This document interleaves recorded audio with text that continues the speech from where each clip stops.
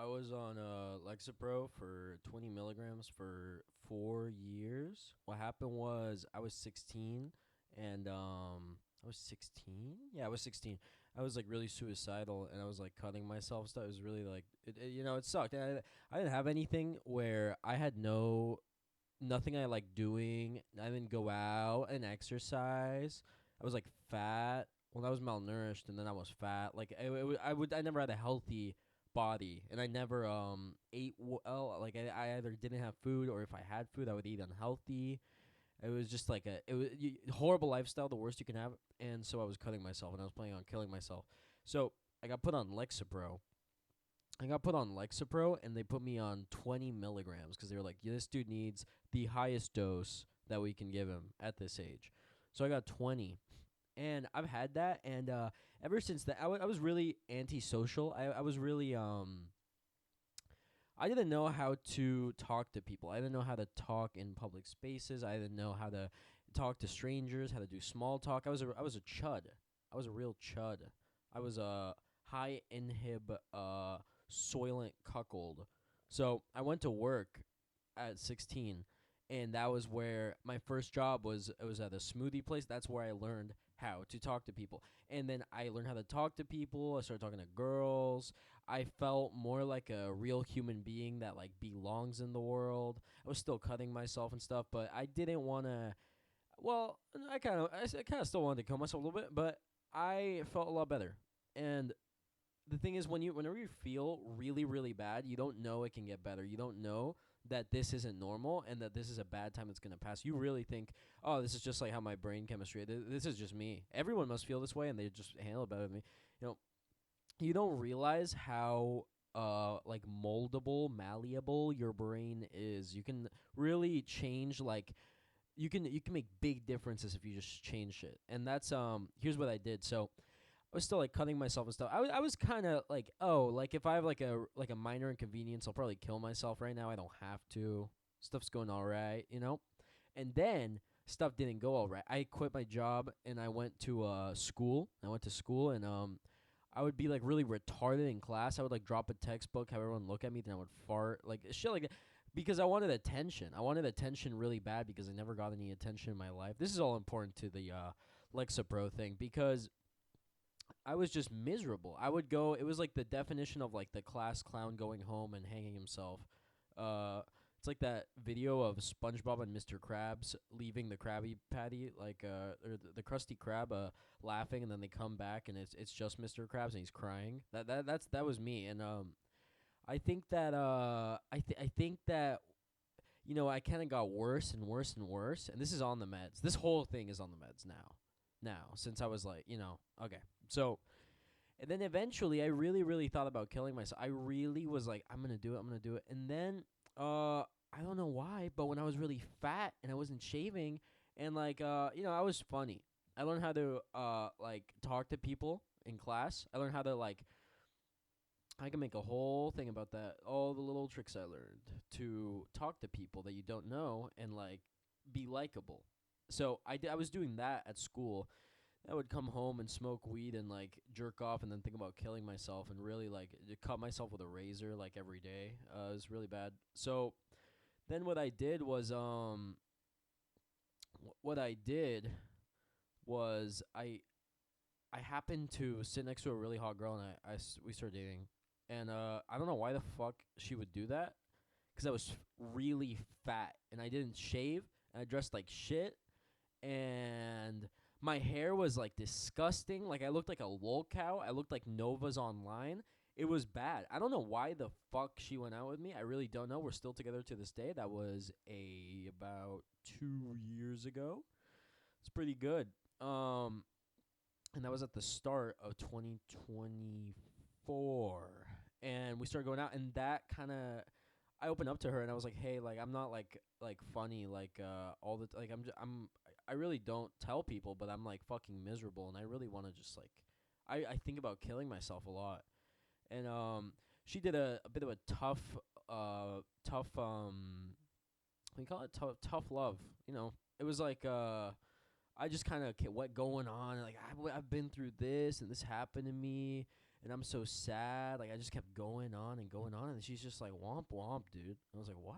Like every other bitch I would like complain to, they'd be like, I'm so sorry you had to go through that. But my girlfriend was just like, all right, like quit being like a fag. Like what's wrong with you? Why are you being such a pussy? Like you're acting like this is like these bad things are everything, and they're not. And you're acting like they are, and you have your fucking like head up your asshole, and you're not thinking. You're not thinking straight, and you're being a pussy. I was like, holy fuck. Like I have never got someone who doesn't like comfort you in the sense of like, oh, it's gonna be okay. I know it must have hurt when you went through that. It must have hurt when like your this happened to you when I don't want to say anything personal. When this happened to you and it must have hurt. That sounds horrible. No, she was just like, you're being a fucking pussy. Like that's the past. You're here now. What are you gonna do about it? You're gonna sit here and just cry. And I was like, oh my god, like, you know, honestly, I was kind of offended. I was offended. I was annoyed. I was a little bit annoyed. And when you see that in a movie, everyone does that in movies. What are you gonna do? You're gonna sit here and cry about it? That's very common. That's very common to see that in movies, and the guy goes, "Oh my god, you are right. I am gonna beat that guy at the boxing match." Like that. That's very what you see on TV. And the thing is, I didn't have that reaction. Obviously, I was like, I guess what I wanted was like almost like attention from her by bitching about these things. It's like if you've been through something, no one else has been through it. They can't do what my girlfriend does, like when they're listening to you, because they don't know, they don't want, like, it's a risky maneuver, But it paid off. She's right. I was being a pussy. But that's not what helped me do.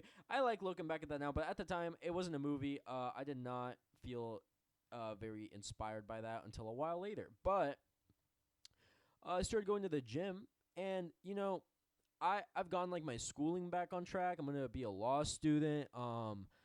I've been getting good grades. My GPA is going higher. I'm working super fucking hard. I got a way nicer job. I wasn't getting a promotion at my old one. They kept being like, "Oh, you'll get it. Oh, you'll get it. We'll give you it in a month." Then it was just like I just like walked out, and I told everyone, I gave them my 2 weeks. Dude, I didn't do that. I just walked out. I really, well, I mean, they deserve that. They lied to me, so it's okay. And also, I'm never gonna work there again. But anyways, I got a way better job, school, higher. This is when you leave high school, it's really like a free for all. Like, are you gonna kill yourself or are you gonna succeed? Those are the two options. Unless you're like a Latina, then you either get fat or pregnant. So fat anyway, but like with a baby inside you. So for me, those are the two. Am I gonna fall off or am I gonna hashtag get that bag? And I hashtag got that bag. It took me a minute.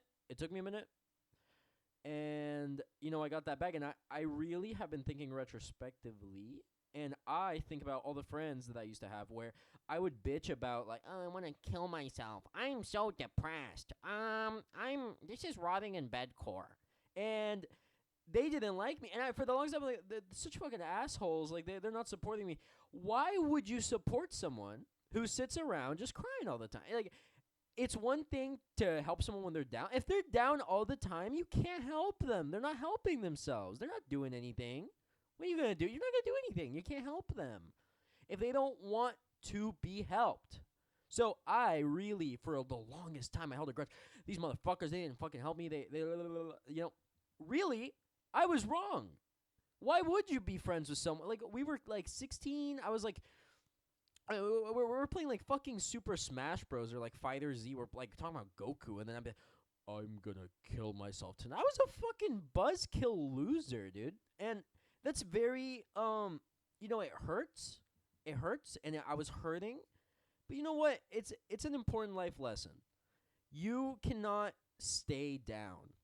If you stay down, there's two ways you either like realize that you shouldn't have stayed down, or you die. You kill yourself. Whatever, dude. It's really fucked up. And the right thing to do is to get back up and like actually want to get back up. Even if you don't want to, you do it anyway because you're going to be glad you did it later. And that's, so I got my funny up. I got my money up. I got my GPA up. I have been going to the gym. I have a really jacked, beautiful sexy man who dominates me in the gym and yells at me and calls me a good boy when I get the set done. And he is like a super fitness guy. I just got into it. It's been like 3 months. I've lost 40 pounds. I'm 5'10". I weighed 225 ish. I weigh 185 right now. And oh, and here's the thing. Halfway through those like 2 or 3 months, I think it's been 3 months. I don't know. I stopped taking Lexapro. I didn't completely cold turkey it. I started cutting them like a fucking like mad scientist, like halfway down the middle, because those pills have those little lines in the middle. So I started cutting them, and I kind of weaned myself off. Yeah, that's better than nothing. But I didn't contact my psychiatrist or whatever the fuck. I just kind of did it, and then I went and I was like, hey, dude, I did that. I'm sorry. Like, I know I'm not supposed to medically do. We talked about. He said that the way I did that weaning off was not that bad, but here's the biggest differences I've noticed getting off Lexapro. Now, my lifestyle is completely different. First thing, I fuck every day. I get that money every day. No, I go to the gym. I eat cleaner. My sleep schedule's not perfect at all, but for a college student, it's pretty fucking good. I sleep like a healthy amount. If I don't, the next day I'll just sleep a little extra, like an hour extra, Instead of 8 hours, I'll sleep 9 hours. And I wake up like around the time that the sun comes up. I go to sleep around the time the sun goes down. Like I'm doing like it's much healthier. Much, much healthier. It makes such a big difference. And eating clean and working out and like a lot of times, I don't know, I'm not like a smart guy, like a professional guy, medicine, whatever the fuck. I think that one of the biggest things, if you are like really like low motivation, all this stuff, is if you might not know it, but you might have a really low testosterone. Because I definitely did. Because I am freaky AF right now. I'm happy. I'm awake. I'm alert. I have a really like I'm really excited to do stuff now. Like if I'm going to work, it's not like I have to go to work. It's like, oh my god, I'm gonna go in. I'm gonna do my best. I'm gonna learn stuff, and I'm gonna make money. And then the more I learn, the more money I'm gonna make, and I'm gonna do great. And it's all experience for like even a better job later on. I just feel great. I feel really, really great. And I think it's important to know that Lexapro, I think what they thought I was clinically depressed, and I'm not clinically depressed. I think I was circumstantially depressed. And I can't really go into it, but I was in the fucking trenches. And now that my life is like, I eat clean, I wake up at a good time, I'm not nocturnal, I have a girlfriend. I hashtag clap every night. Thanksgiving clapbacks. It makes a big difference. And you get your testosterone up, you really feel like so much more confident. You feel so much more energetic. You feel stronger. Like you're really like, oh my god, like I stand a chance. Like if you want to, my life is like a video game. Like you are like it felt like Cat Mario before, and now it's regular Mario. Only real N-words will get that reference. But yeah, like it really feels like everything is like possible. Like if I work hard enough, it's possible. Like it doesn't feel hopeless or like I'm like a fucking loser. Like it's really, really good. It's really good. And yeah, and there's bad things too. I noticed when I stopped taking the Lexapro, one of my biggest problems is I think I was taking such a high dose that I kind of like didn't really my anxiety is like through the roof sometimes. And that's bad. That is bad. That is a bad thing from not taking Lexapro anymore. But I think based on the fact that I was taking it for a circumstance situation and not like, oh, I have a clinical like brain problem. I think it's good that I've been more stressed out because I need to learn how to manage that, I didn't have to manage that very much when I was on it. I used to have frequent panic attacks. When I was medicated, I only ever had one, and it was because some insane fucking shit went down. So it was like I would have had like a panic attack on that either way. But that's really good. I used to have panic attacks over like, I don't know what to do on this math test. Like I literally would like, it'd be like Hank from Breaking Bad, and I would walk out of the fucking classroom. It was super bad. It's really really bad. But you really can like get used to the stress. I've been getting a little used to it.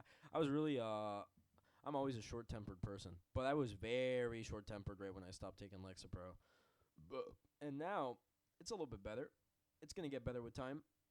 But I feel a lot happier and I feel a lot more motivated. And when I'm at the gym, I really feel like I feel like Shrek and I'm breaking into the castle to like kill the dragon, you know? Like I feel like I like, yeah, let's do it. Like I really can like push myself to the like I feel a lot more good, a lot more bad. Which I think is a good thing. I think feeling more bad along with more good is very good cuz that's what life is. So technically you're getting more life added to your life in a way. Your life is more intense. And I like that. I think that's good. It's hard to adjust to. I think it's a very, very good thing. And it's not good the way I quit Lexapro, but you know what? I think I did good. And it's important. I think the gym is very important. I think getting your testosterone up if you're a man. I don't know if it's the same. I wouldn't know if like for women it's the same thing like working out. Oh, here's another thing. Sunlight. Get fucking sunlight or you're going to want to Oh my god. Oh my god. The first thing I do in the morning, I go out and I stare at the sun like Timothy Green and I like T-pose and absorb the rays. Like it sounds really retarded. It sounds like some Hinduism thing, but it's really good for you. It's really really good for you. You are supposed to be outside every day. We came from monkeys. I mean, some more than others, but we came from monkeys. It's very good to be out and like feel nature and like I'm not gonna lie. When I go out on a walk, I go out on walks a lot in the nature. But I also wear AirPods, which you're not supposed to do. But I don't give a fuck. It's the Big 25. If I want to listen to I don't know, Snake Eater, the theme song, while I'm walking, that's fine. I'll put on Adele. It's pretty good too. So yeah, I don't know.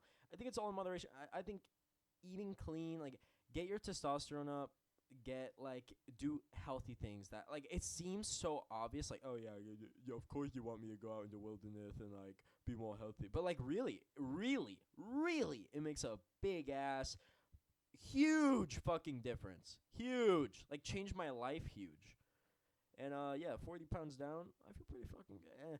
I haven't gained too much muscle, like not as much as I'd want, but you know, I think I'm doing pretty good. I have veins on my bicep. I've never had muscle, but I've been malnourished skinny and big fucking big fat pig.